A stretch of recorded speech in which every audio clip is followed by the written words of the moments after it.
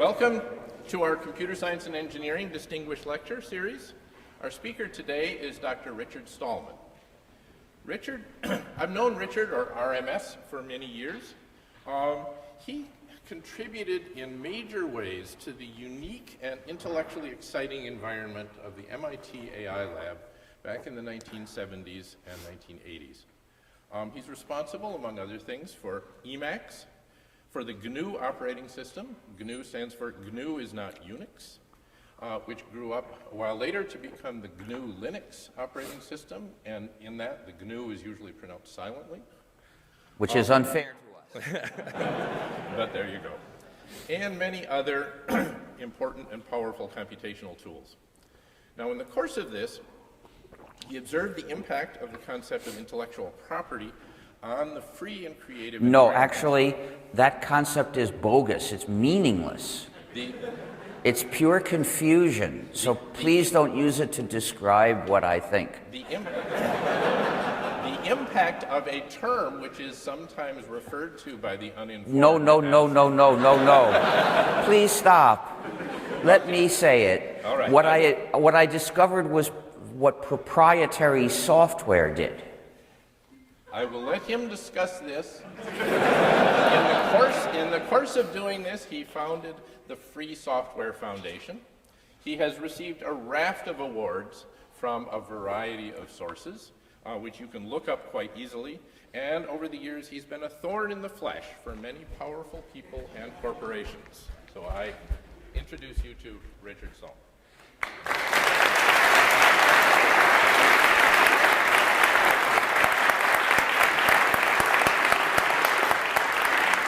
One of the awards is the Grace Hopper Award, so I figure I should demonstrate that I can hop with a little grace still.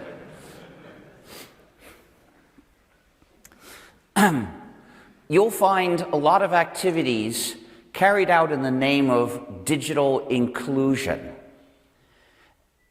And they take for granted that participating in a digital society is good, which is not necessarily the case. That depends whether a digital society is a good thing and whether we should try to be included in it or try to extract ourselves from it depends on whether that society respects people's freedoms or not. And we can't take that for granted. There are many threats to the freedoms of participants in digital society today.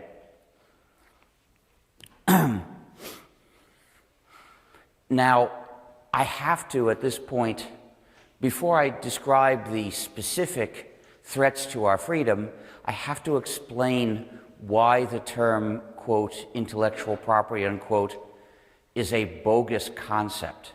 It's not a bad name for a meaningful, real thing. There are plenty of such biased terms that we need to learn to avoid, but this is worse. This is a generalization about things whose important aspects are their differences. It's a mistake to treat them, copyright law and patent law, as one thing. And if you then put in trademark law and trade secrets and publicity rights and plant variety monopolies and others I don't remember, and you call them, if you call all those laws one thing, you're so confused you can't understand any of them. So anyone who tries to tell you about copyright law and describes it as a kind of intellectual property, this is garbage in, garbage out. It's pure nonsense. And it will lead you to a false understanding of what copyright law actually says and what it actually does. Now, at another occasion, you'll find someone saying, quote, intellectual property, unquote, but he's really talking about trade secrets.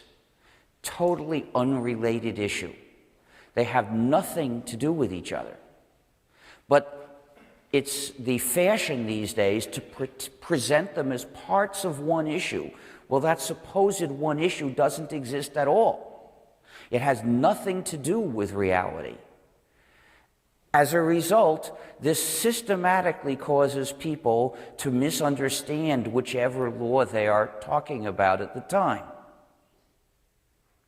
When I recognized how this systematically interferes with clear understanding of two different laws that I sometimes campaign about, one being copyright and one being patents, no similarity in practice. They raise different issues and cause different problems. They affect the computing field in different ways. But I saw people had trouble recognizing what these laws did because they started out thinking they had to be similar. And that's the harm done by the term, quote, intellectual property, unquote. And it wouldn't help to replace this term by some other term, because the problem is not limited to the bias of the term itself. The problem is in thinking that you should group these unrelated laws together and treat them as a single issue. It leads people to try to think about these various issues at a very abstract level where they can't see the important issues of one law or the different important issues of some other law. And then they propose uniform blanket so-called solutions without even seeing the issues. So discussion that's formulated in terms of, quote, intellectual property, unquote, is useless and harmful.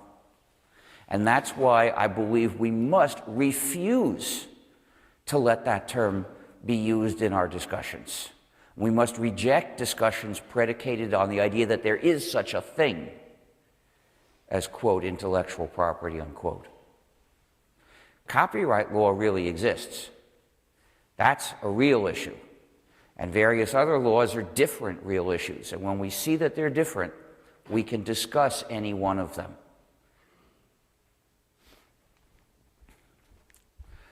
So, what are the threats to our freedom in digital society? I will treat 9 of them. I'm not sure they're the only ones.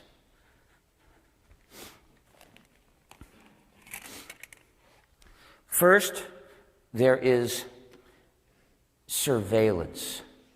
Digital technology makes possible surveillance that Stalin could only dream of.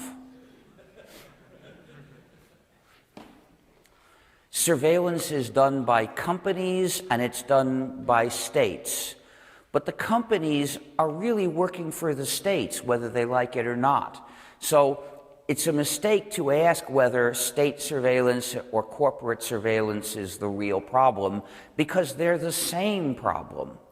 What in the US, thanks to the Pat Riot Act, whatever corporations collect in their surveillance of individuals is available to Big Brother without even a court order. So the rights that we should theoretically have under the Bill of Rights have been interpreted as essentially nothing.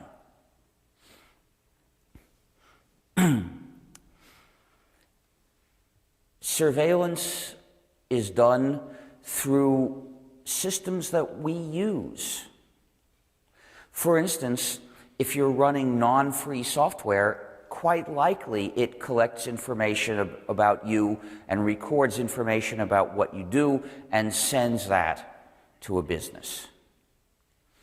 This is one of the kinds of malicious features frequently found in non-free software. In addition, portable phones do surveillance. They have or perhaps an example, after all, it's proprietary non-free software that's running in the phone and doing this. It will send its GPS location on remote request, and the users can't stop it.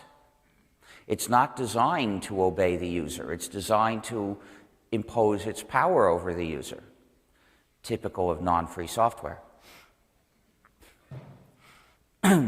Well, we can block the use of we can prevent our computing devices from intentionally surveilling us if we have control over them. In other words, if all the software in them is free software. But surveillance is not only done that way. It's also done through other systems that we use but are not ours. For instance, the phone company or the ISP. They do surveillance too, but those are not your systems, and you can't possibly stop them from surveilling you. For instance, in many countries, ISPs are legally required to keep track of all their customers' contacts, who they send messages to over the internet. And phone companies keep track of who people call or message or who calls or messages them, and this information is available without a court order in the US. And in addition, portable phone companies keep track of the phone's location even when the phone doesn't actively help. They can do it by triangulation. They measure the time of arrival of a signal at various different towers, and by calculating based on those times and the locations of the towers, they can determine where the phone is. And users can't prevent this by exercising control over their phones. So the only way to limit this kind of surveillance is with organized political action. In addition, surveillance is done through other kinds of systems that exist only for surveillance. For instance, around the US, there are large numbers of license plate reading cameras. And the information about what cars pass by is stored in databases, essentially forever if they wish. And it's evolving towards a system of total surveillance of all car travel, such as the one that exists in England. And this is admitted that they are tracking all car travel by means of cameras by the sides of the roads. So they know where every car has gone for the past N years, and they can also track any car in real time. Stalin would have been delighted to do this, but he couldn't. With all the resources available to him, there was no way he could get people to keep track of everywhere everyone went, or everyone that anybody talked to.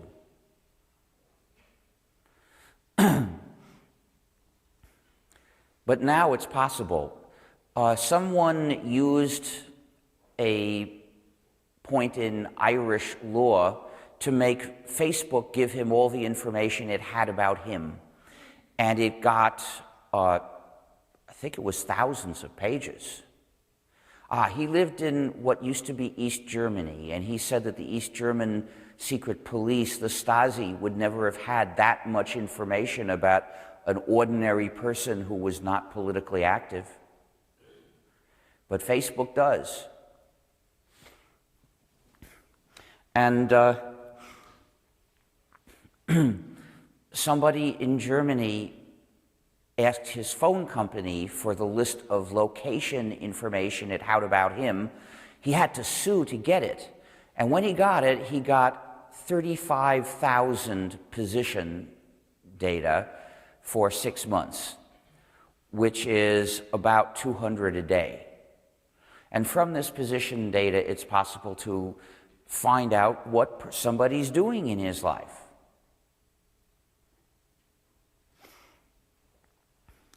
And portable phones can also be remotely converted into listening devices. Because even if they don't offer the user the feature of choosing to install different software, they do have the ability to install software changes under the control of some company. Often it's the phone network. And this has been used to remotely convert them into listening devices that transmit all the conversation they hear. And you don't have to talk into the microphone to be listened to. They can listen from across the room. You've heard of software that has a bug. This software is a bug. These are the reasons why I don't have a mobile phone. And why I think other people should also refuse to carry mobile phones or have them in their homes.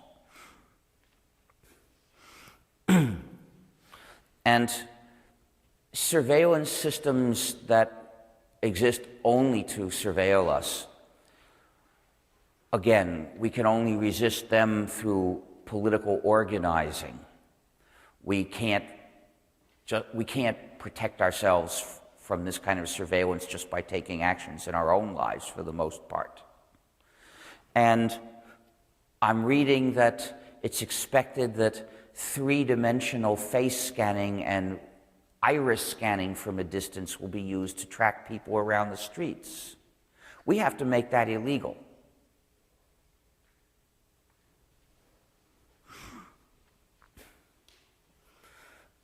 Now, those who want to set up more surveillance, they always say they're doing it to protect us from some real but secondary danger. But too much power for the government is a tremendous danger. And the U.S. keeps drifting towards giving its government more and more power with less and less check from due process of law. First, it was just arbitrarily banning people from boarding an airplane, but now they can be thrown in prison on somebody's mere unchallenged word or assassinated.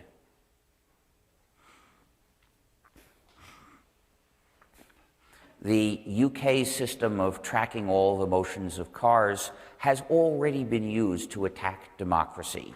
Protesters or suspected future protesters were tracked as they were traveling, supposedly, allegedly to a protest, and they were arrested before they could participate. They weren't charged with crimes. They were just blocked from getting to the protest because their car was tracked.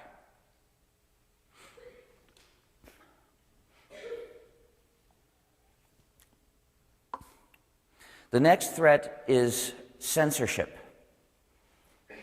Censorship is not new, but 15 years ago, we thought that the internet would give people a way to defeat censorship.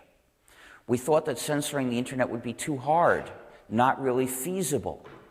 Well, now we see that governments can censor the internet if they're willing to go to a substantial but not impossible effort. And censorship is not limited to obvious tyrannies such as China and Iran. Of course, they censor the internet heavily. But we also see heavy censorship in Pakistan, which at present is a democracy. But not just there.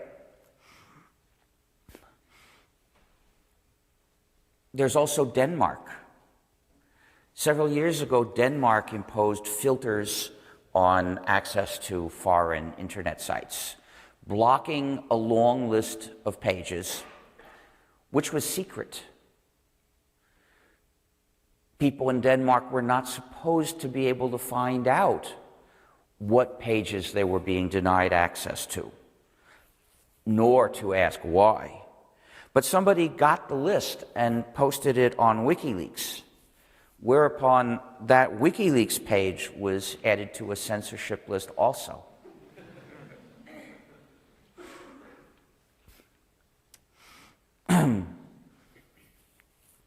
France and Spain adopted in the past few years laws allowing them to block access to foreign websites without trial.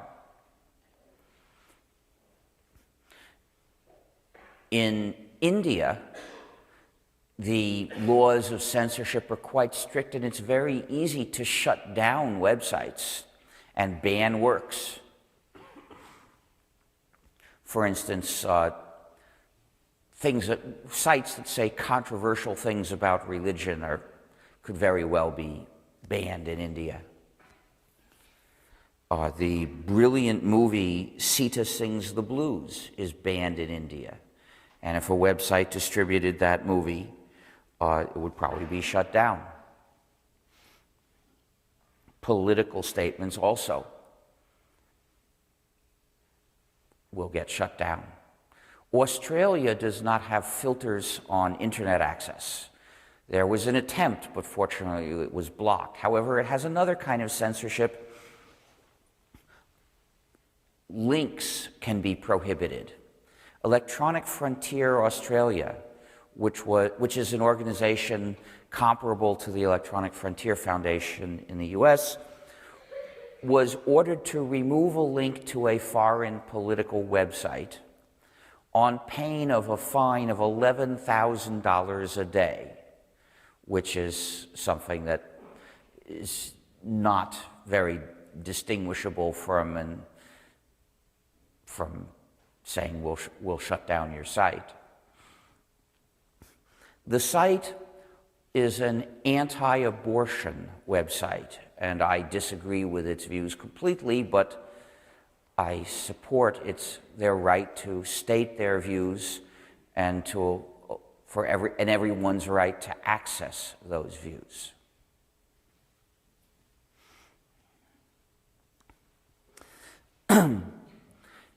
A few years ago in Turkey, all internet subscribers were told that they would be asked to choose between censorship and more censorship, and even more censorship and yet more censorship. 4 different levels of censorship, but access to the real internet would not be allowed. So censorship is afflicting most of the world in the use of the internet.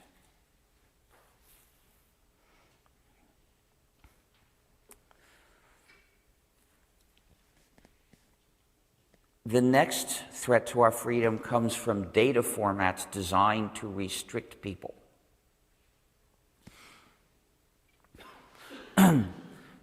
Or that restrict people in some way. One problem is that the format can be secret. In this case, the secrecy is the basis for features we call digital handcuffs, or digital restrictions management, DRM. Many applications invite the users to enter data and save that data in a secret format, and the format is secret precisely so the users will not be able to use that data however they wish. In other words, the program is designed to restrict its users.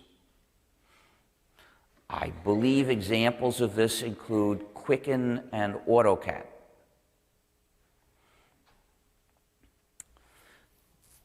The developers of these non-free programs do not want interoperability, and because they control the program, they can make sure the program does not interoperate. This is how they do it. So these digital handcuffs are the third kind of malicious feature that we frequently find in proprietary software. Secret data formats are also used for distribution of data. The general public saw this for the first time with DVDs because they were designed to encrypt the data in a secret format specifically for the purpose of restricting users. But they have spread quite a bit. Nasty services such as Netflix and Spotify use secret data formats in this way, which is why you should never, one reason why you should never use them. There are others. One of them being surveillance. It's impossible to use them anonymously. They demand to know a person's identity. And basically, you shouldn't do that. You shouldn't tell services who you are.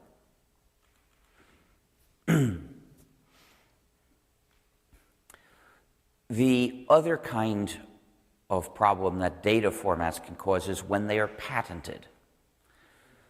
Formats such as MP3 and MPEG-4 are not secret. These are published standards documents. However, they're patented, and developers of free software capable of handling those formats have faced lawsuit threats. As a result, many distributors of the gnu+linux operating system don't include that software. They don't want to take the risk that they will get sued. Therefore, when users install gnu/linux, if they choose one of those distros that doesn't have the software, that doesn't have the free software that can handle these formats, there are two possible things that the distro might do to them. One is it might have no support for these formats, and then the user who installs that distro thinks, well, this system is no use. I can't play my MP3 files. Or the distro might include non-free software to handle MP3, in which case this is an instance of the general wrong of non-free software. So the use of these patented formats ends up pressuring people not to use free software. It creates an obstacle to the adoption of free software. And that's why we ask people, don't make files in these patented formats.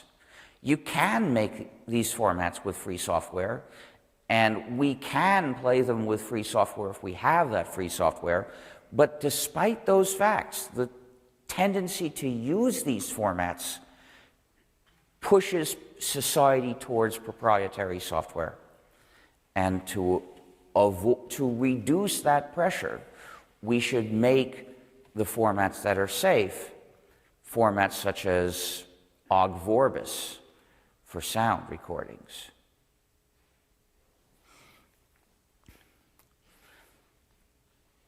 And then there's the peculiar case of Flash. Flash is not secret, but Adobe changed it so many times that the free software community has not been able to keep up. So in practice, it's as if it were secret, even though it isn't secret. So websites should not distribute Flash. The next threat to our freedom is non-free software, the software that the users don't control. With software, there are well, first I should explain that when I say free software, it's free as in freedom. I don't mean zero price. I'm not talking about price at all, because that's a side issue. It wouldn't bother me to pay money I wouldn't object on ethical grounds if someone offered to sell me a copy of a program. I might say yes or I might say no, depending on how much I want the program and what price he asks. But I wouldn't say that that's wrong.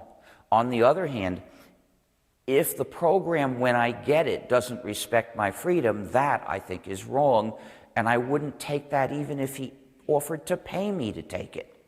And they would, you know. Could somebody be so kind as to fill this with water in the sink? If I can find one. Oh, well, there is a toilet around here somewhere.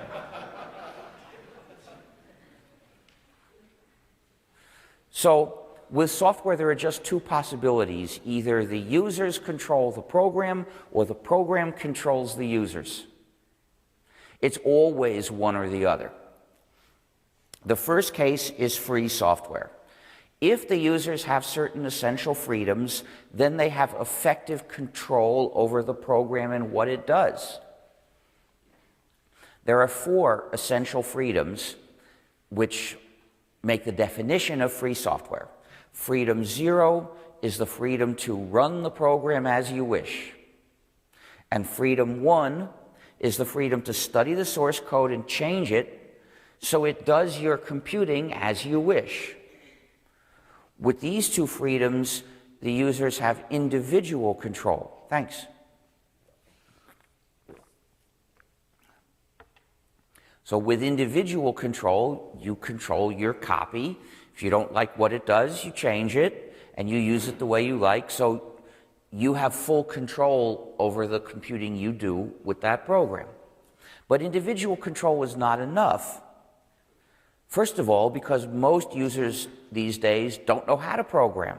They don't know how to exercise freedom 1. If we said to them, you only have individual control, it might as well be none at all. But even for programmers like me,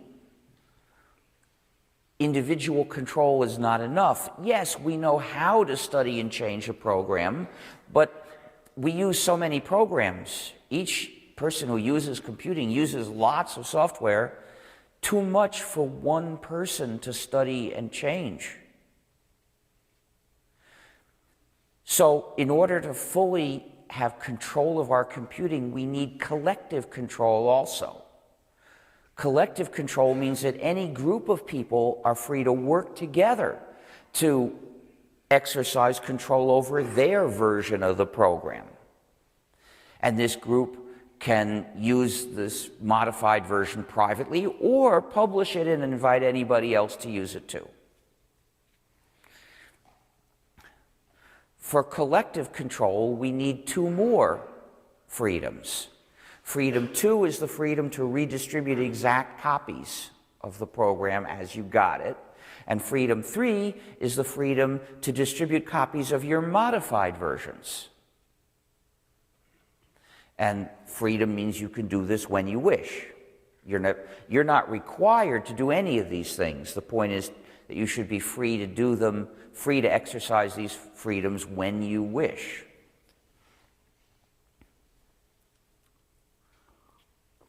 So, collective control over the program protects the non-programmer users, because with collective control, programs in general do what users want. So if you're using a free program and you're not a programmer, you're probably not the only user, because you didn't write it. There are other users, and those users have control over the program, and they are going to make sure it doesn't mistreat them. And in the process of doing that, they're also making sure it doesn't mistreat you. They're going to make that program do, of course it depends how much work they want to put in, but they will tend to make that program do the things that are useful for them. And that probably means they'll be making it more useful for you. This is a lot better than being helplessly dependent on one entity, which is what happens with non-free software. You see, if the users don't control the program, then the program controls the users. But there's always one entity that controls the program. The owner, perhaps the developer, controls the program, and the program controls the users, so that program is an instrument of unjust power. Power for the owner over the users. So that program doesn't do what the users want. That program does what the owner wants. What does the owner want? Well, if the owner is a company, then the owner wants to get as much money and perhaps even power as possible. And the owner looks at that program as a means to get more money and power. So that owner is constantly feeling temptation to put malicious functionalities in the program. That's why there are so many malicious functionalities. They didn't get there by accident.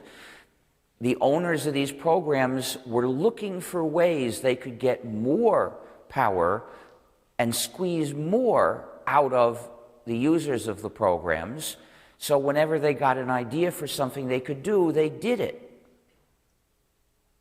They are fully aware that the programs give them power over other people, and they are actively looking for ways to use that power to increase their advantage by shafting people. So that's why we find malicious functionalities in so many widely used non-free programs. There are basically three kinds of malicious functionalities. There's spyware, digital handcuffs, and backdoors. And this is such a big problem that you should not think of it as one of the many unusual dangers in life. There are many unusual dangers in life, bad things that might happen to you, but probably won't happen today or this year. This is not one of them.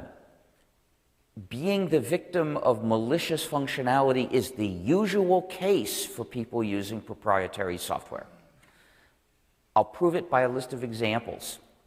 One proprietary package you may have heard of in which people have found all three kinds of malicious feature is called Microsoft Windows. People have found specific spy features. People have found, of course, you can see the digital handcuffs. When the system says, I can't let you do that, you see that. It's saying so. The back doors are not so easy to spot, but we know of two back doors in Windows. And one of them is a universal backdoor. It allows remote, forced installation of software changes. Microsoft can tell a Windows installation to install certain changes without asking permission of the nominal owner of that computer. In other words, Windows is not just malware, it's universal malware. Any malicious functionality not present in Windows today could be forcibly installed tomorrow. Another example, macOS is malware because it has digital handcuffs. The software in the iThings is worse. It has surveillance features.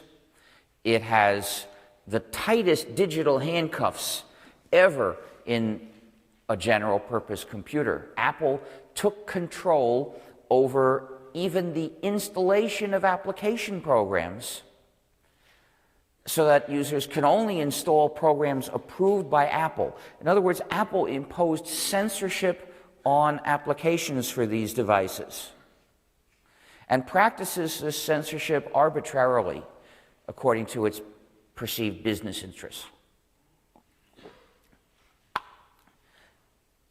And when users found ways to defeat this particular kind of digital handcuff, they called it jailbreaking, recognizing in effect that these computers are designed to be jails for their users.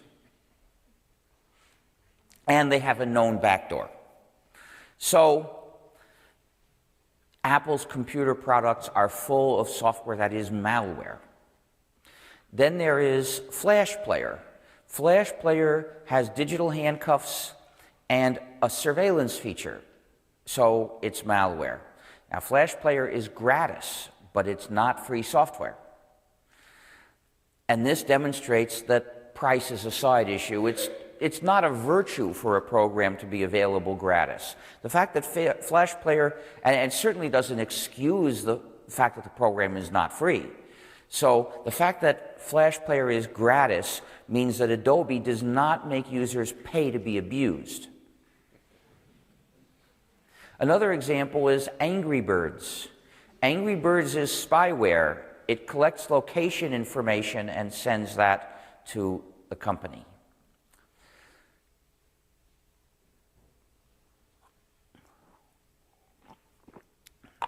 Another example is the software in the Amazon swindle. Well, that's not its official name. It's a so-called e-reader, and the name swindle is appropriate for it because it swindles the users out of the traditional freedoms of the readers of books. For instance, there's the freedom to acquire a book anonymously by paying cash, which is the way I buy books, because I don't want any database to know what books I have except for my database in my computer. And that's impossible with the swindle because Amazon won't let the users pay cash. So Amazon maintains a giant database listing all the books that each user has read. The existence of such a database, no matter where, threatens human rights. We must put an end to it. Then there's the freedom to give the book to someone else after you read it, or to lend it to various friends, or to sell it to a used bookstore. Amazon abolishes these freedoms with digital handcuffs together with end-user license agreements saying that users don't really own books. This shows how little Amazon respects private property rights. Amazon's idea of private property rights is all of your books belong to us.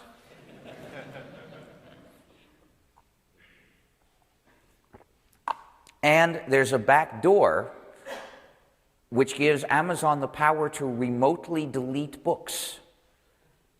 We know about this by observation. In 2009, Amazon remotely deleted thousands of copies of a particular book. Those were authorized copies. They had been obtained from Amazon in the usual approved way, but then one day Amazon decided to delete them all. An Orwellian act. And you know what the book was? It was 1984 by George Orwell.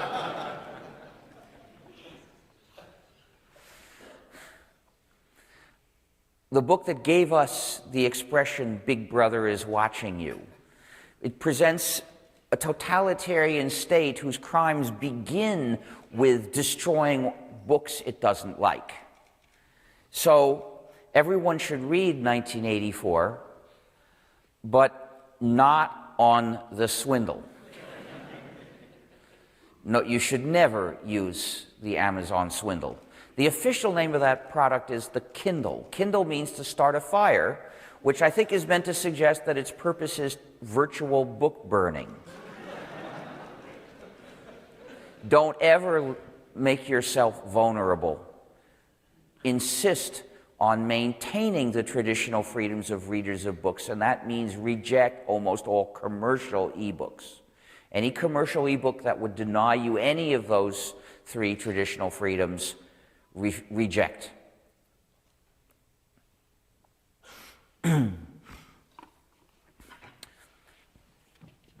And of course, there's the proprietary software in nearly all portable phones, which has spy features and a universal backdoor that can turn it into a listening device. Well, I've just listed non-free software that's used by nearly all the users of non-free software in the world, and proved that nearly all of them are the victims of proprietary malware.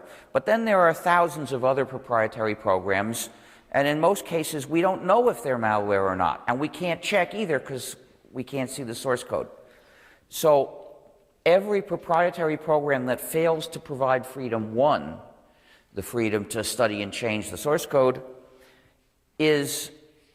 demands blind faith from its users. It's just trust me software. We're a corporation. Corporations would never mistreat people. So we have to regard them as potential malware. We don't know whether they are malware or not. But we know that they're developed by a kind of entity that in many cases has made software into malware. But in free software, malware is rare. And the reason is the users are not helpless against it. You see, free software developers mostly don't face temptation to put in malware because they realize they couldn't make it stick. The users would have a chance to see it in the source code and have a chance to cut it out. Which means that usually, if you're a free software developer, you're aware that usually you wouldn't succeed in mistreating the users. You would destroy your own reputation instead. Whereas the proprietary software developer knows that the users are helpless, that even if they find out about the malicious functionality, they probably can't do anything about it. They can't change the program to be non-malicious. With free software, they can. And if you're not a programmer and you don't know how to do it, well, there are other users that are programmers and they will do it. And in protecting themselves, they'll protect you too. It's the only known defense against malware in software.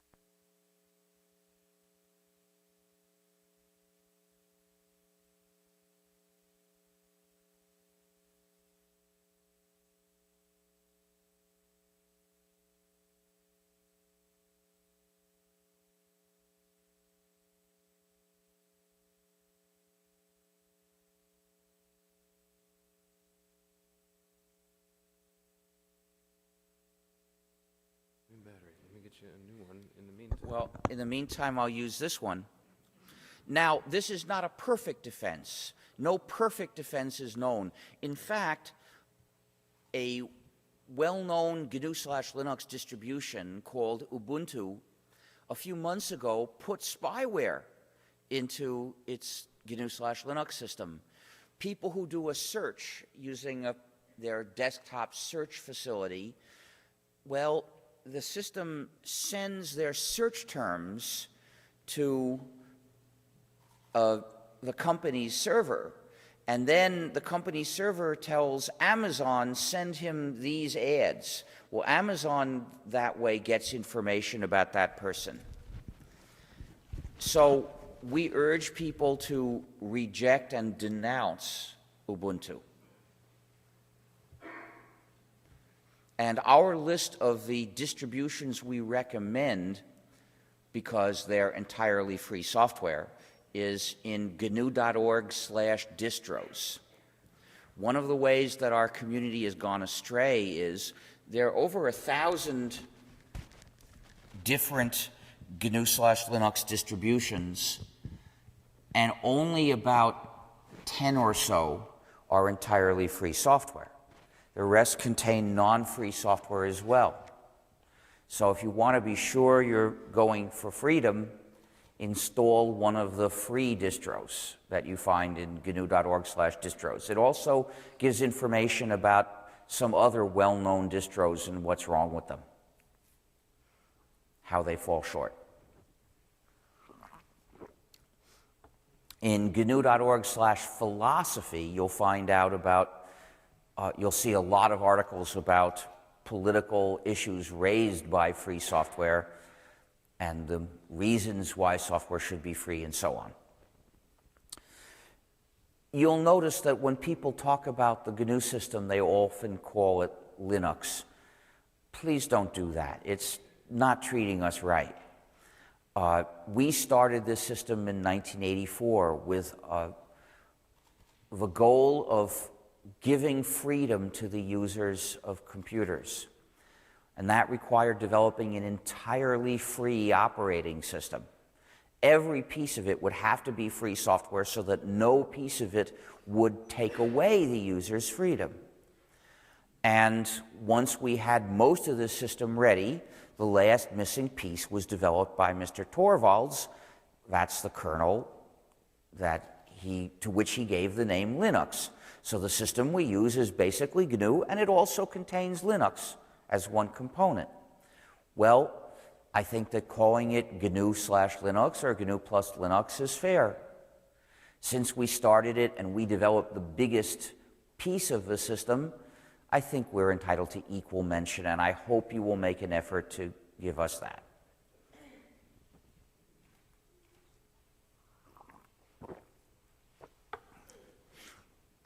You may also have heard the term, quote, open source, unquote.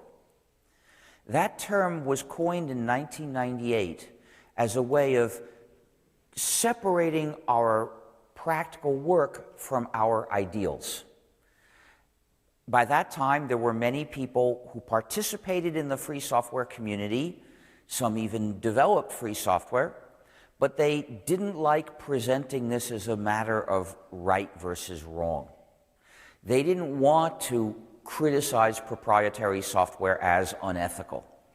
So they coined another way of talking about it. Instead of saying free software, they call it open source. And since they had a new term, they got to decide which ideas to associate with their term. They decided to leave out the entire ethical foundation of the free software movement and present the issue only in terms of practical values. So whereas we say if you develop a software, it is ethically incumbent on you to respect the freedom of the users of that program by releasing it as free software. It's wrong to make it non-free. Whereas they say, if you develop a program, it's in your practical interest to let users change and redistribute it because they'll improve the code quality. So we appeal to the values of freedom and community, and they appeal to the value of code quality. Well, I appreciate good quality code in programs I use. That's a practical convenience. But I think that it's shallow-minded to stop there. There is an ethical issue at stake here. So this is the difference between the free software movement and the open source discourse. Your views are up to you. You can support either of those or neither or some mixture. That's up to you. But I hope you'll be aware that it makes a difference whether you say free software or open source. If you support the Green Party and you go around saying Democrat, you're not helping the Green Party.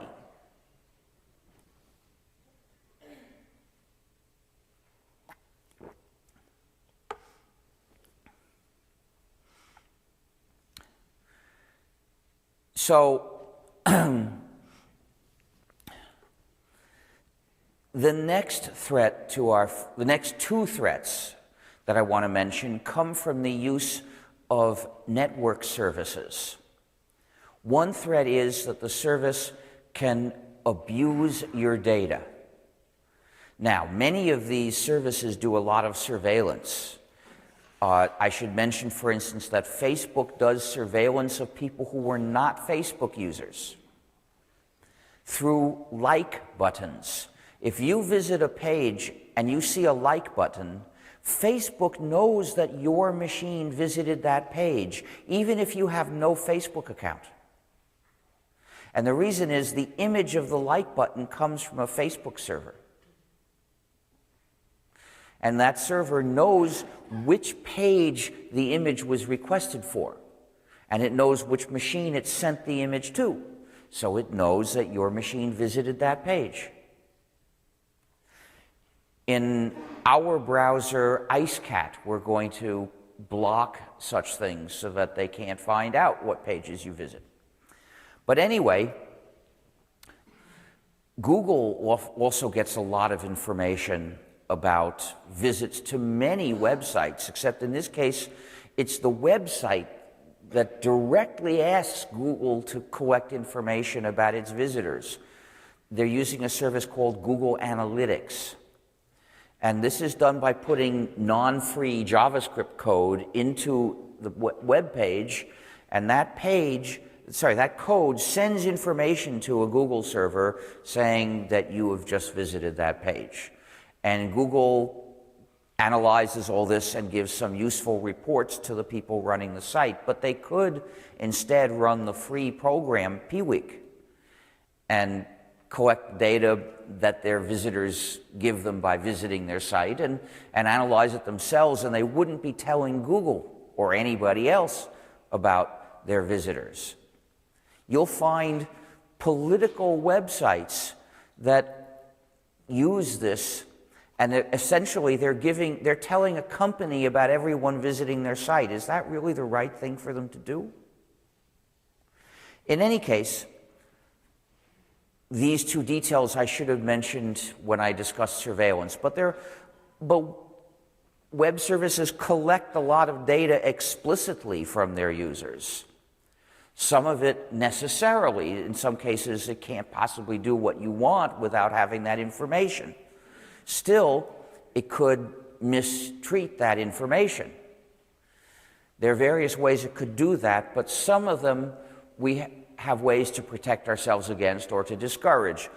There's one that we can't prevent or discourage, and that is showing our private data to Big Brother.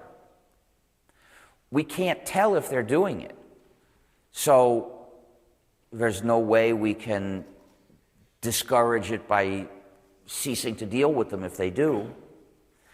And thanks to the USAP at Riot Act, they can't even refuse if they want to. So you've got to think twice before you give any data about yourself to a website.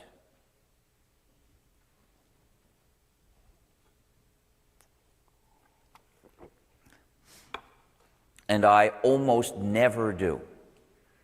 I simply don't use those services. And this is not because I think that the US government is particularly interested in me. There's no evidence that that's the case. I think that they're doing all the surveillance they can on me because they're doing all the surveillance they can on you as well, on everybody. And I'm just refusing to let them do it. I'm blocking them as much as I can because I feel that's every citizen's duty to stick a finger in Big Brother's eye. Well, people are starting to be aware that the data we give to web services can be abused. But there's another bad thing they can do, which most people have never even thought about. And that happens if you let somebody else's server do your computing. For instance, suppose instead of editing a file with a text editor, you store it in a website and edit it that way.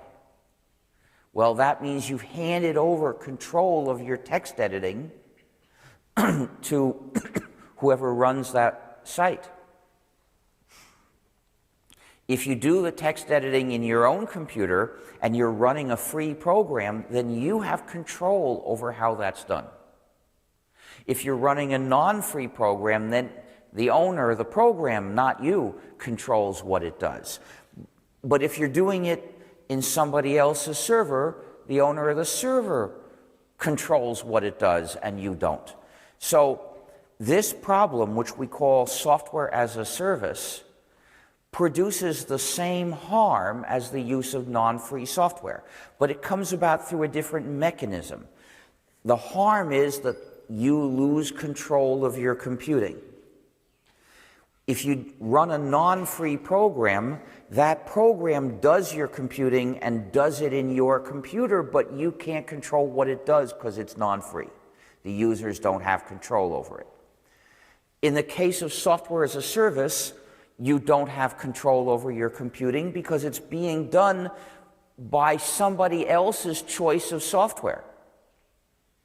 So your computing is being done in somebody else's server.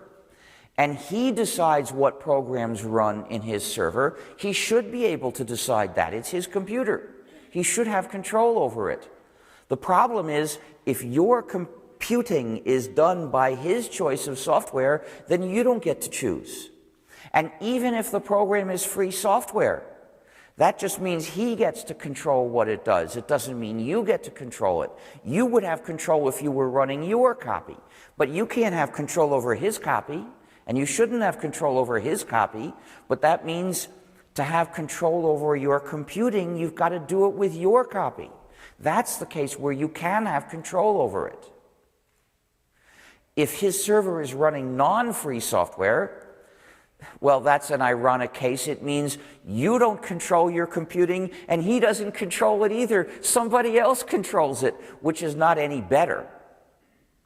So if he's running non-free software, that's bad for him. If he's running free software, that's good for him. But either way, it's bad for you. So to maintain control of your computing, you've got to do it with your copy of a free program, because that's what you can have control over. Now, there are some border cases, like maybe you and a few friends have set up some sort of facility, and okay, you can trust your friends to run it in a way that is not going to abuse you. Or maybe you're doing the university's work and you're using a facility that is run by the university. Well, the university can trust itself.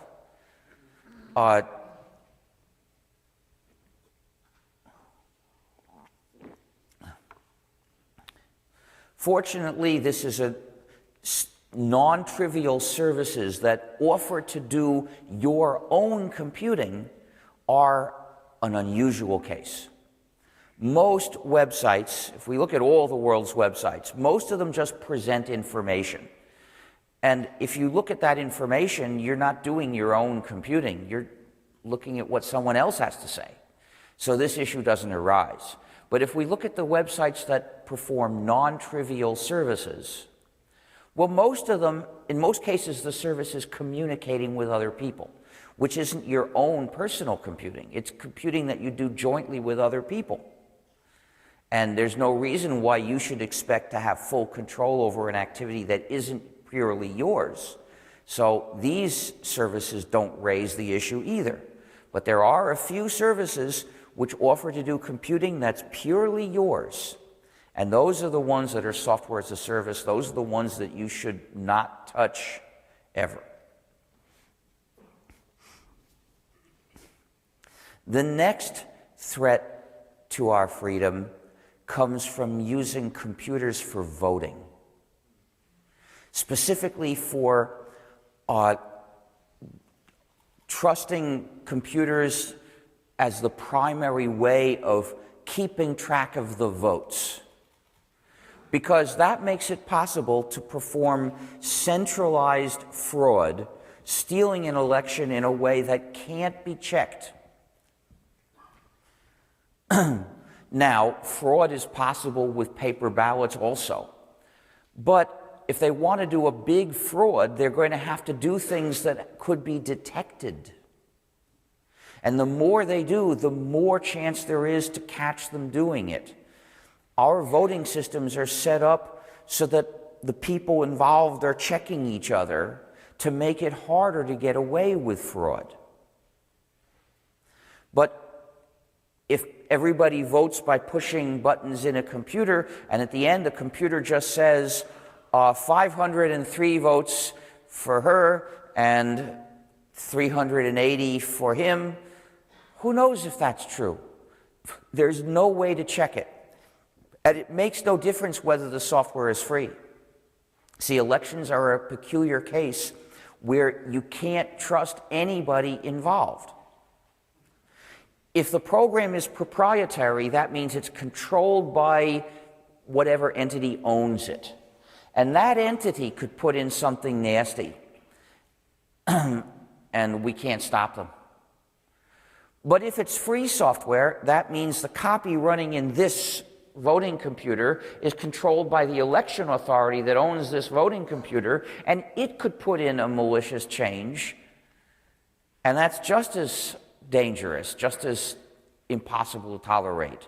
You know, I suppose most voting authorities in the U.S. are honest, but we don't dare assume that they're honest. They're honest because they're checked. So we need to reject the use of computers for this purpose. Why is voting special? Well, compare it with e-commerce.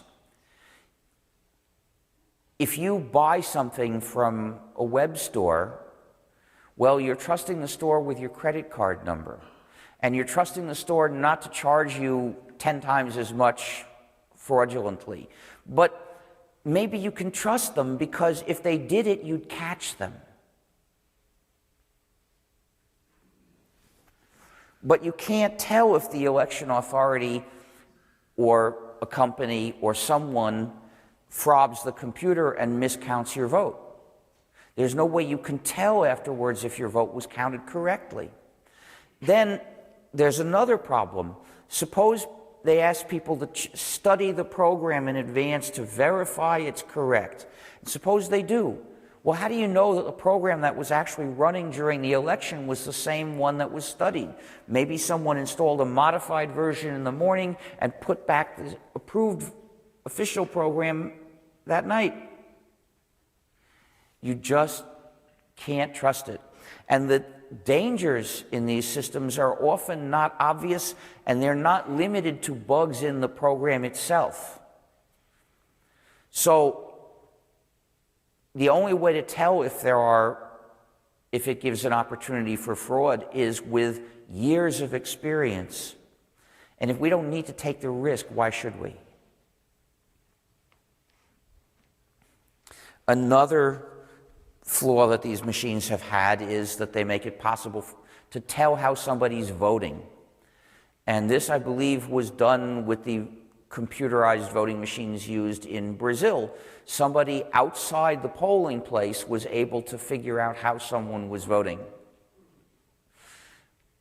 by receiving the electromagnetic waves transmitted by part of the machine. So as long as they could tell who was actually voting at that moment, which they could mostly tell by watching how people went in, then they could tell how everyone voted.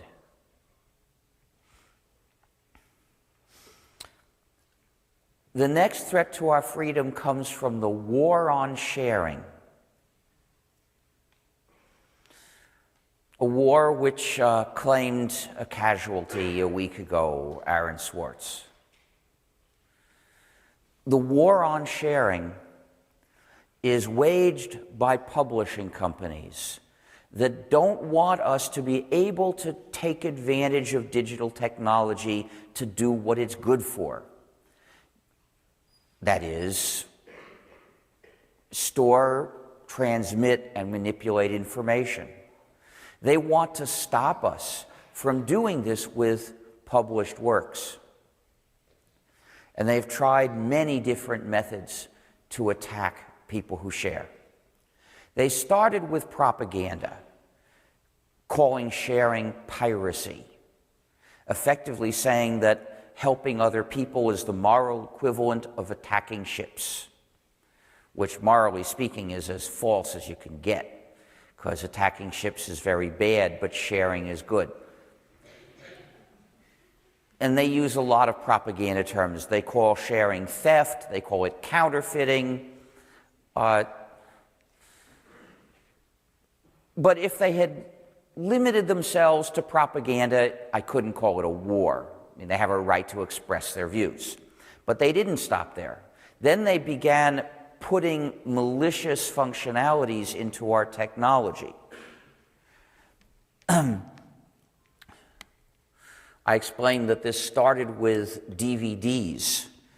The DVD conspiracy said if you want to make a DVD player, you have to join the conspiracy and agree to keep the encryption format secret and build your DVD players so they restrict the users just like all the other DVD players. Well, that worked for a while, but then people figured out the format and released a free program. I hate seeing that thing, it's running Windows.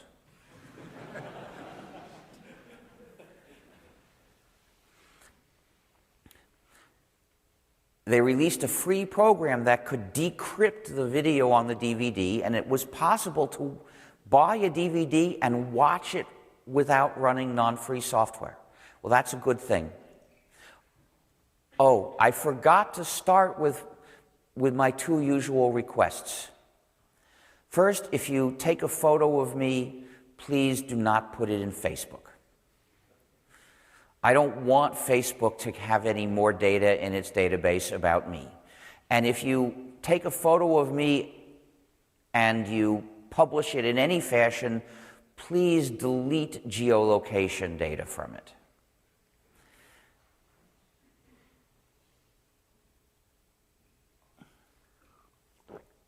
The other request is if you record the speech and you want to distribute copies, please distribute them solely in the non-patented and non-secret formats that is to say, the OGG formats or WebM. Not in MP anything, not in Flash, and not in Real Player, Windows Media Player, or QuickTime. Please do not distribute in any of those formats that are bad for free software. And please make sure that people can, if it's posted on the web, please make sure people can access the copy without running non-free software. So for instance, don't post it in YouTube. The YouTube site doesn't work unless people run non-free JavaScript software.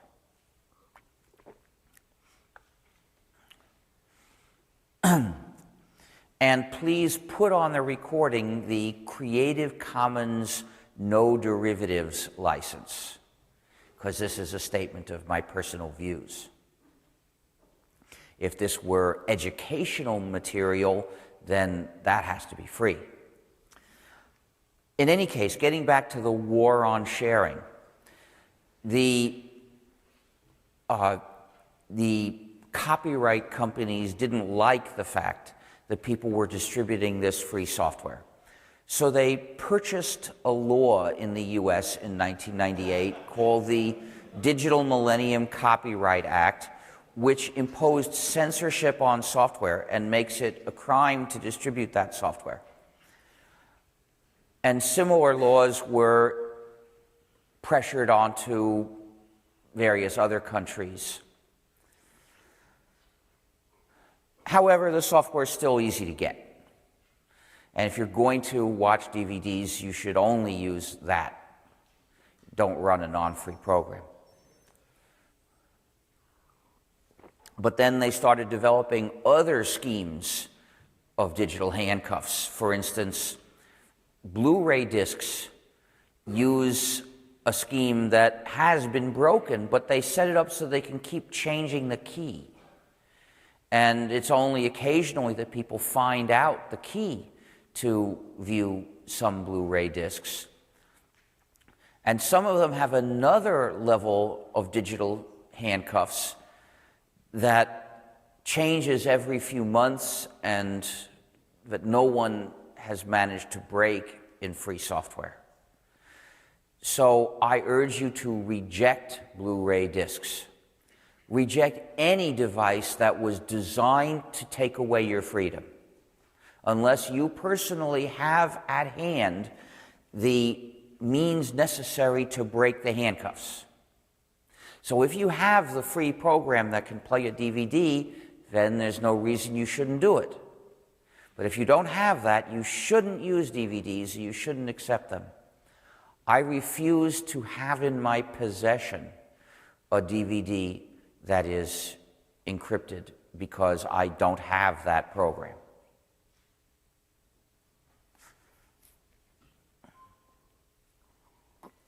And if someone gave me a Blu-ray disc, I'd throw it out.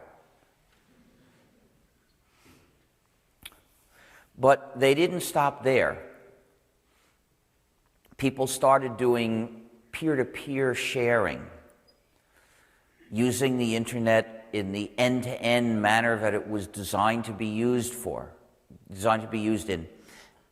So various legal assaults have been made against peer-to-peer sharing around the world. One of them is the practice of that abolishes the basic principle of justice, no punishment without a fair trial.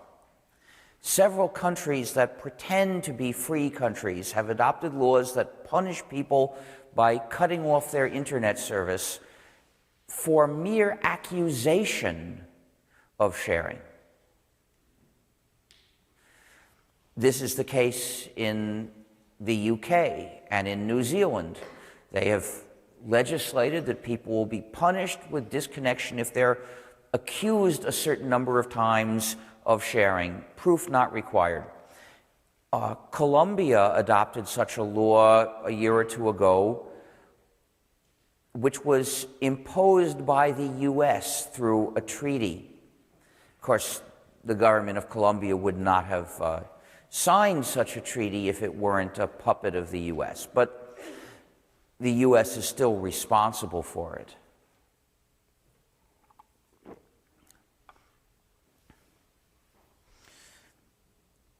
Now, that law can't be adopted in the US because it would be directly unconstitutional. So Obama arranged a private deal between the major ISPs, and there are very few of them in the US. There's very little competition. I think there are 5 major ISPs that are the participants in this deal, and those are the only choices most people have available to them. But then they made this deal with the copyright companies, and the deal says that they will punish their own customers if those customers are accused of sharing. But what entitles them to punish their own customers? Well, the fact is, there's no regulation saying they can't. They can impose anything they like on their customers.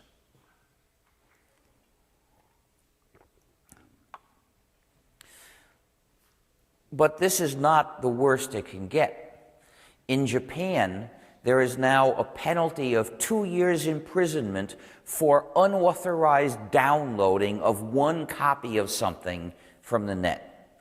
So someone who downloaded 20 different things might basically spend the rest of his life in prison.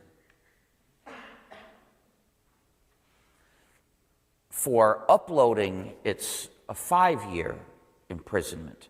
Well, this shows how far the copyright companies will go in their war against internet users.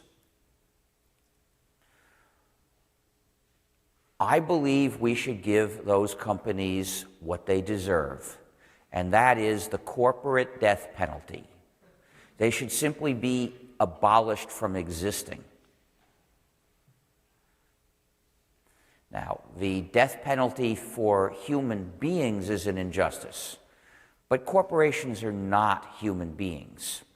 And I hope you will all support the campaign for a constitutional amendment to make it clear that they can't claim to be entitled to human rights.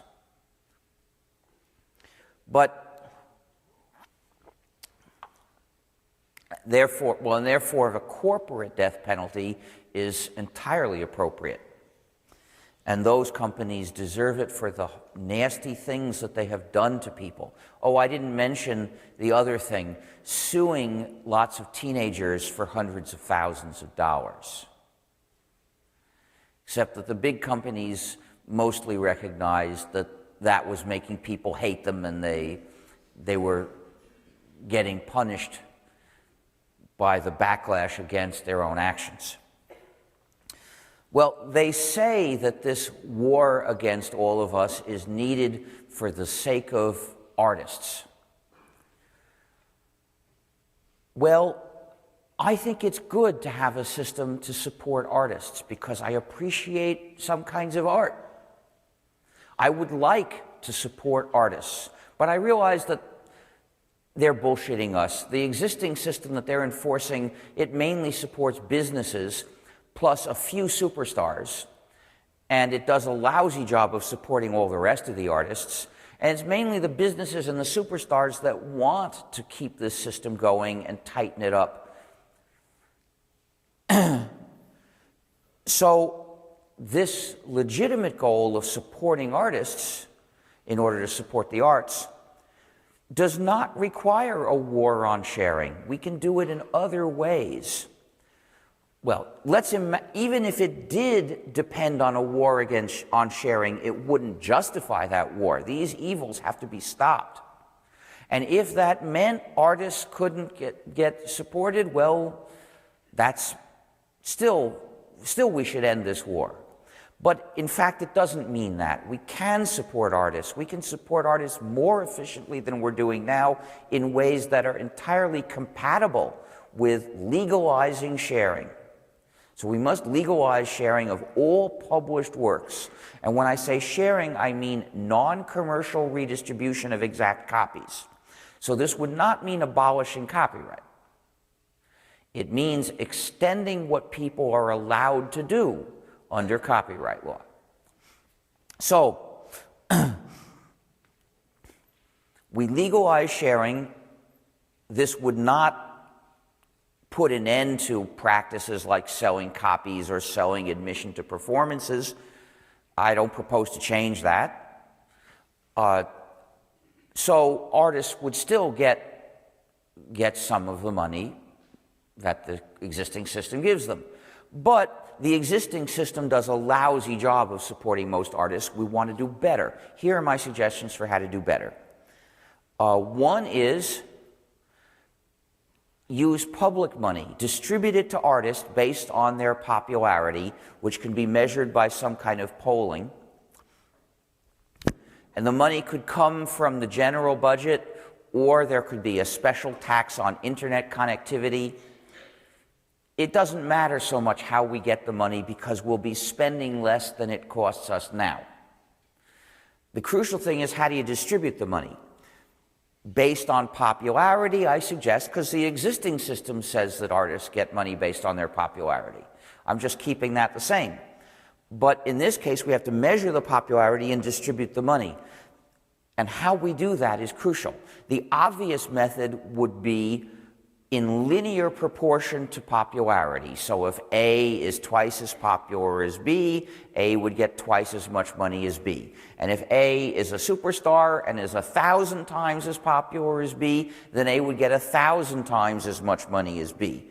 Well, this is inefficient use of the money, because it means that in order for, let's assume B is a good and appreciated artist, but not a star. Well, in order for B to get enough money for the necessities of life, we would have to make A tremendously rich. Most of the money would be going to superstars who don't actually need any more. So we would be using our money inefficiently. Therefore, my proposal is take the cube root of the popularity figure for each artist and divide the money in proportion to the cube roots. Well, the cube root of 1,000 is 10. So if A is 1,000 times as popular as B, A will get 10 times as much money as B. Not 1,000 times, just 10 times. Well, since this doesn't affect the total amount of money that's being distributed, the result is superstars get less of it, and the artists and the non-stars get more of it. The amount that any given artist gets will still increase with popularity. So each star will get more than a non-star, but not astronomically more. So most of the money would go to the middle range popularity artists who really need more support. Each star individually will get more than one of them, but when you add up all the money for all the stars, it won't be so much. Most of the money will go where it's really needed.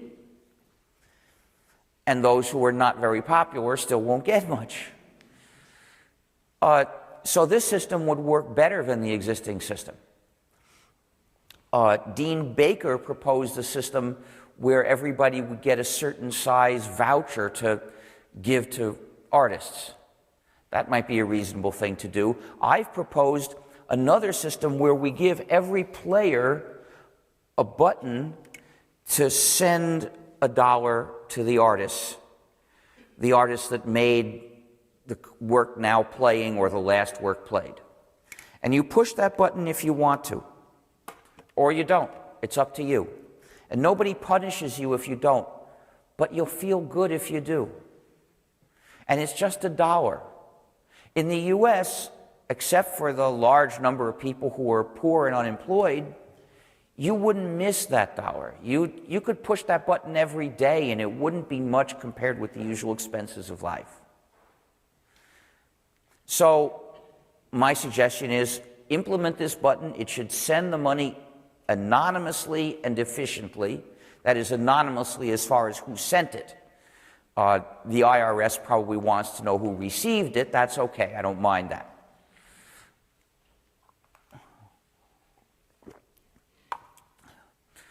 So there are various ways to combine these.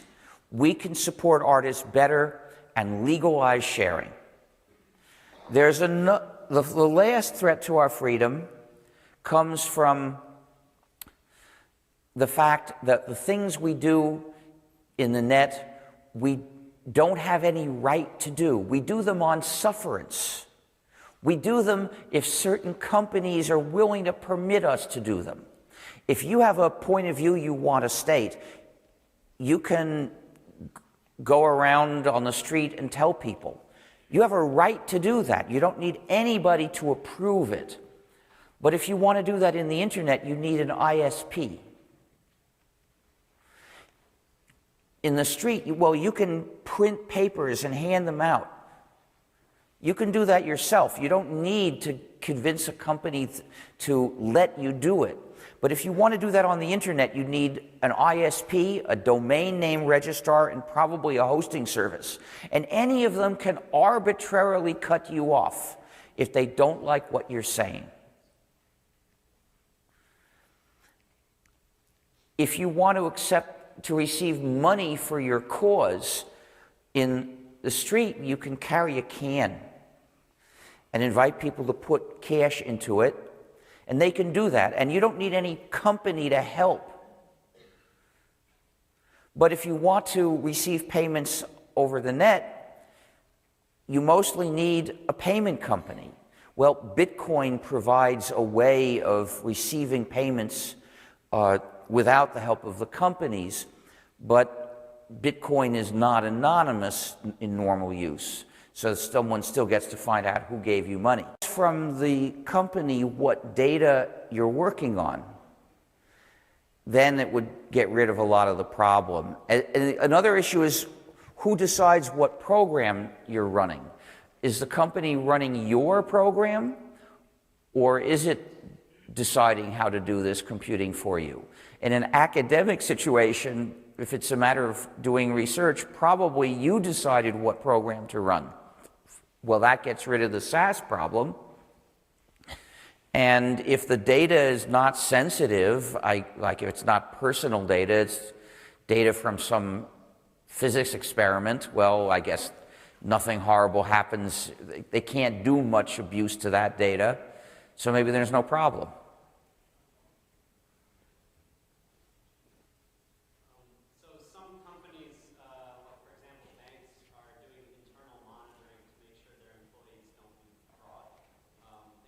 I think that's okay. Because it's the bank's computing in that case. Is the person, the employee is not doing his own computing, he's helping the bank do its computing. Are there companies that are out there that are, you believe are totally transparent and trustable? Well, I don't know. I don't try to find out. I don't have time to try to judge a lot of companies. I only try to think about, I collect information about wrongdoing by big, very well-known companies. What about in promoting free software or using free software, a lot of people make compromises at different levels, maybe consciously done in the level of helping somebody transition from using non-free software towards free software, and they use some free software, but they make compromises. And well, first of all, let me try to address this point rather than delaying it. If you use non-free software, you're the one whose freedom is lost. It's not a good thing to do, but mostly you're hurting yourself. And if you gradually stop, that's good. At least you're escaping from the problem and from the abuse. And I won't rebuke you for taking a year to do that or doing it step by step. I think it's useful that you can do it step by step, because that will help you do it. And that's why we think it's reasonable to support running free programs on proprietary systems. And many GNU packages do run on proprietary systems, and we advertise this fact to help people switch.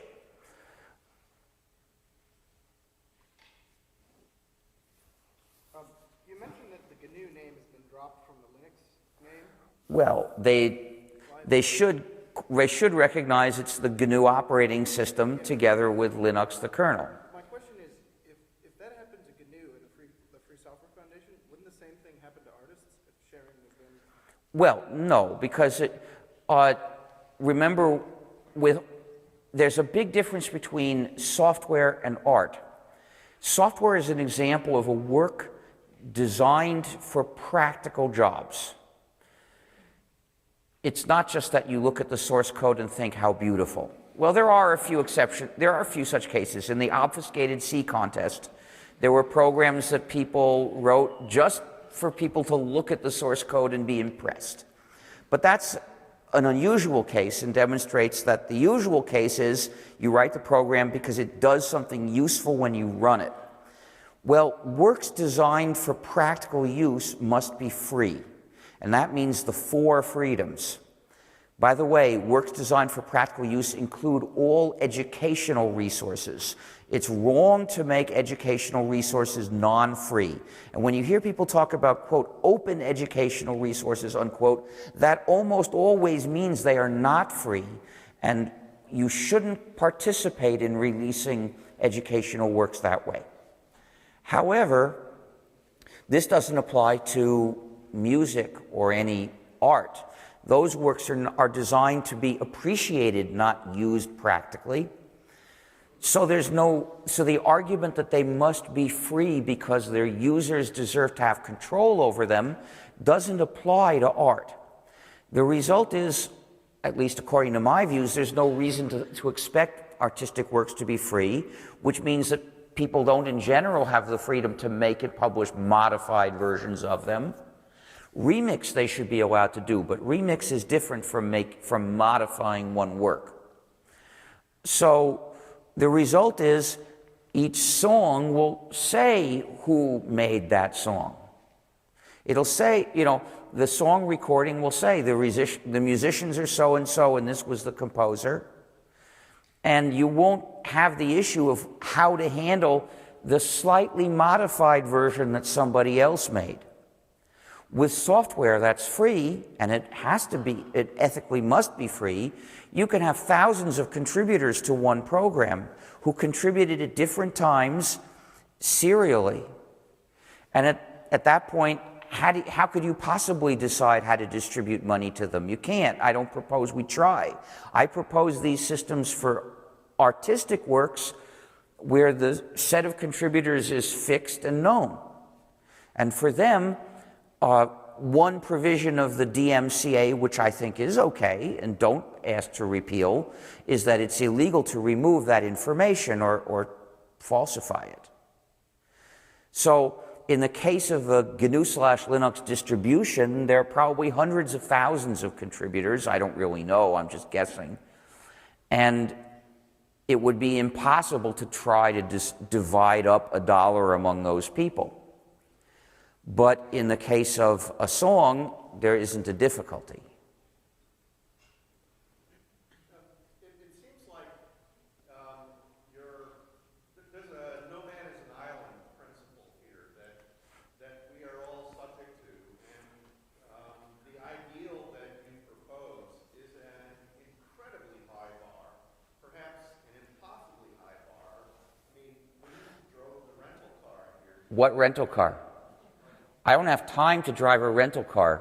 Internal combustion, whatever the vehicle was that you got here with, was running an incredible amount of software. I know, and a lot of it's malicious, and some of it, they're designing cars to communicate with wireless internet, and that could be used to kill you if you drive one. But you don't understand, when you talk of a bar, I think that you may be making a mistake. I'm saying that if you're using non-free software, it is taking away your freedom. And I'm urging you to put a stop to that. But that doesn't mean it's all or nothing.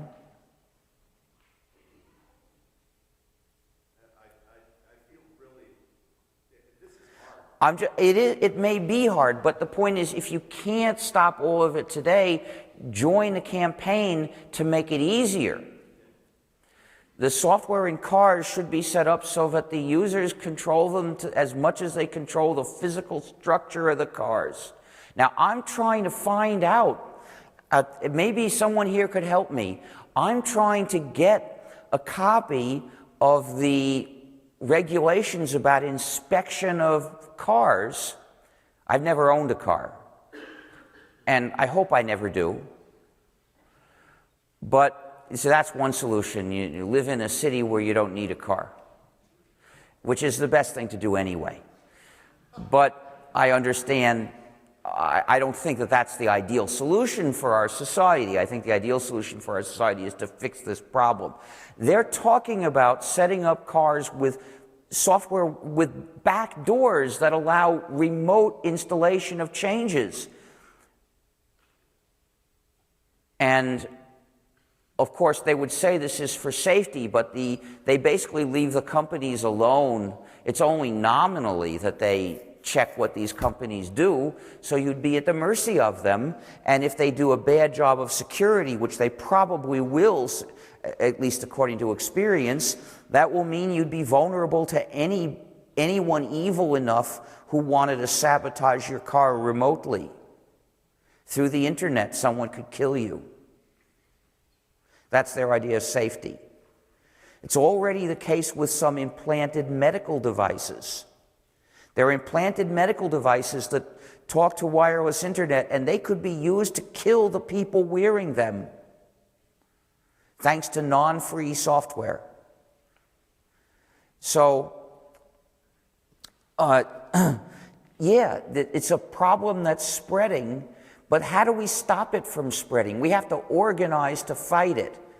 So don't say, this problem is so big, it's hopeless, I give up. Schools are teaching people the use of non-free software. That's wrong. There should not be any non-free software in a school. Now, if you privately are using non-free software, the victim is you. So I don't get angry at you, I feel sorry for you. And I hope you manage to escape from it. But when a school is teaching people the use of non-free software, that's doing wrong.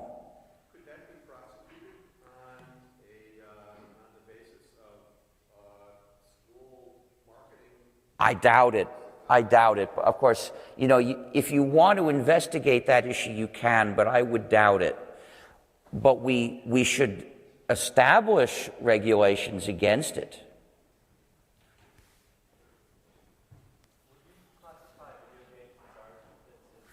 Video games are a video game is a combination of software and art. So I would treat the software as software and the art as art.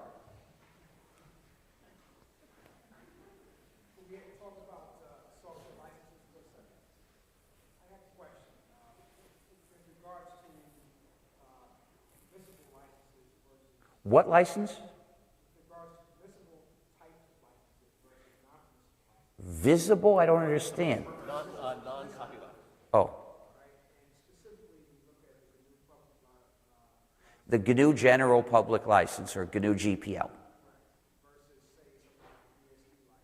Well, there are two BSD licenses, so it's important to say which one you mean. But both of the BSD licenses are free, and both of them are non-copyleft. Now, I haven't spoken about copyleft. Copyleft is a particular condition that is found in some free licenses, but absent from other free licenses. And what it says is, when you redistribute this work, or any work containing any substantial piece of this, that work must be under the same license. And more broadly, that work must be free. So the requirement is not only to keep the same license, but to do whatever certain other things that are necessary to make sure that the people who get it from you receive a free work also. So copyleft makes the four essential freedoms into inalienable rights of all users of the work. So basically, I think copyleft is a good thing to do. Normally, it's the right way to release a free work, but there are exceptions. There are cases where, for tactical reasons, I would choose a non-copyleft license.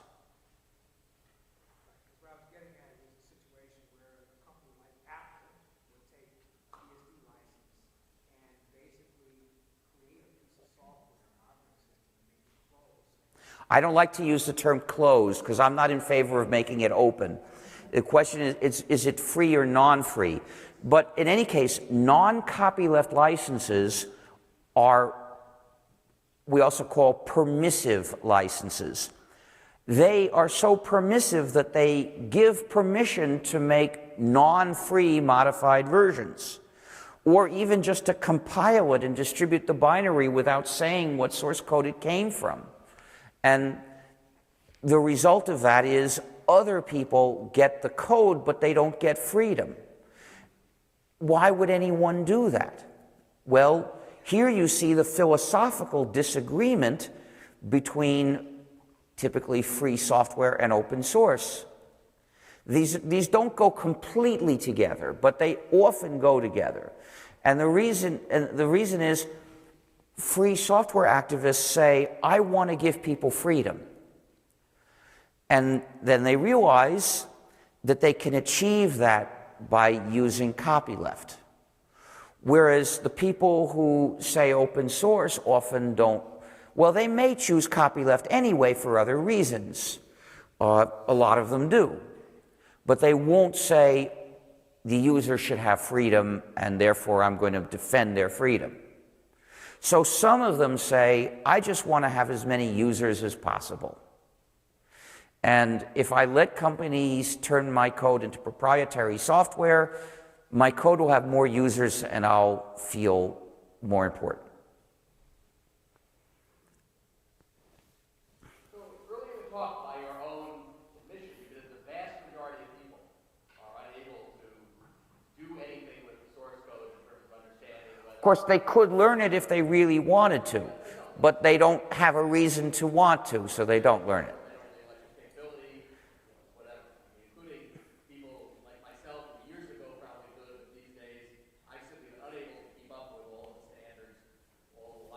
Well, I don't either. I have other parts of my life that I think are equally important.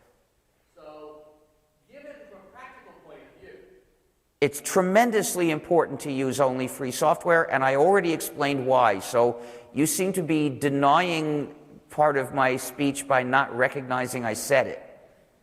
okay, but from a practical point of view, someone who, for whatever reason, is unable... I already explained that this is our community's defense against malware, and it's the only known defense. But there's, in addition, if you want a program changed and you've never read a line of source code in your life, if it's a free program, you can pay a programmer to change it. And that's a free market. You can make that deal with any programmer who's willing to do the work. It'll cost you. How much it'll cost you depends on how big a job it is. It's like changing your house. If you know how to do carpentry and plumbing, you can do it yourself. If you don't know, you can pay other people to do it for you. It's like changing your car. You could do it yourself, or you can pay a mechanic to do it for you unless proprietary software is stopping you.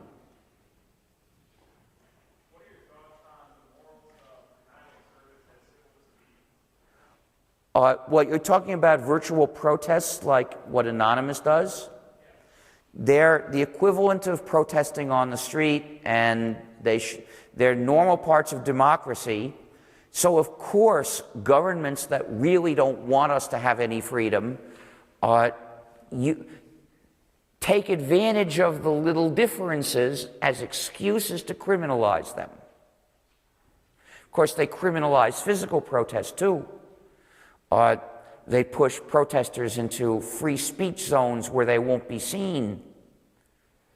And in the UK, they set up a new crime of aggravated trespass, which was just an excuse to imprison protesters who weren't breaking any other laws. If you could pass one law that benefited free software, what would it be? I don't know. I haven't posed the question. In gnu.org/philosophy/governmentfreesoftware.html, you can see a list of many suggestions. And by the way, in gnu.org/philosophy/schools.html, you can find the reasons why schools should teach exclusively free software, the ethical reasons. There's several of them. Let me see whether it's time to stop. It's basically time to stop, so sorry. But happy hacking. On the table outside, you will find a lot of stickers that we're giving away. And outside the building, I will sell metal stickers that say GNU/Linux inside for $2 each for the benefit of the Free Software Foundation.